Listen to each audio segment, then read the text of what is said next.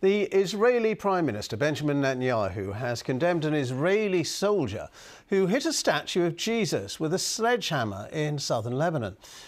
The statue was mounted on a crucifix outside a church in a Christian village that had been occupied by Israeli troops. Mr. Netanyahu has said he regrets any hurt caused to Christian believers in Lebanon and around the world. Well, it comes as the Israeli military has warned residents in southern Lebanon not to move around near border areas and not to return to dozens of villages, despite the agreement of a ceasefire that Israel has ordered its army to use full force against what it calls imminent threats in southern Lebanon, and says its troops will continue to occupy the area. Let's talk to our Middle East correspondent, Yilan Nell, who's in Jerusalem for us now.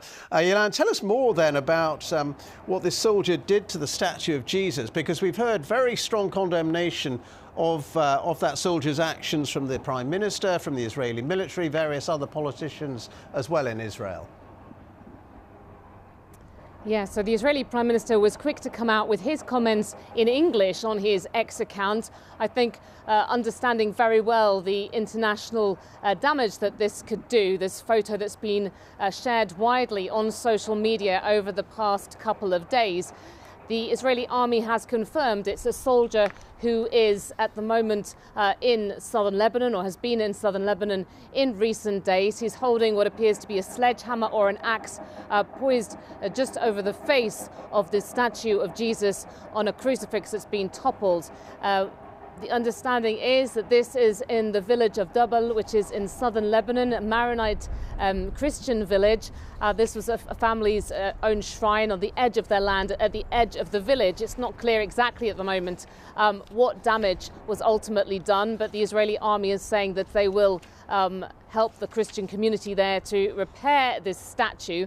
The Foreign Minister of Israel, Gideon Saar, came out and said that he apologized for this incident and to every Christian who had been hurt by it in their feelings. So you can see that this has really sort of, had a big effect, and that the local priest there told the BBC in Beirut that this was a desecration and, really extremely upsetting for the Christian community in southern Lebanon, in this wide area which is currently occupied by Israeli forces, thousands of Israeli forces on the ground there. They see this as being a stronghold for the Shiite Muslim group Hezbollah. And Yilan, what's the wider context of what's happening in Lebanon with that fragile ceasefire? So some developments in the past few hours, because you remember that when that ceasefire was declared by the US last week between Israel and Lebanon, with Hezbollah saying that it would stick to it and crediting Iran with getting that deal across the line. Well, the White House also said that it was ready to host the leaders of Israel and Lebanon for historic peace talks between these two countries that have technically remained at war since the State of Israel was created back in 1948.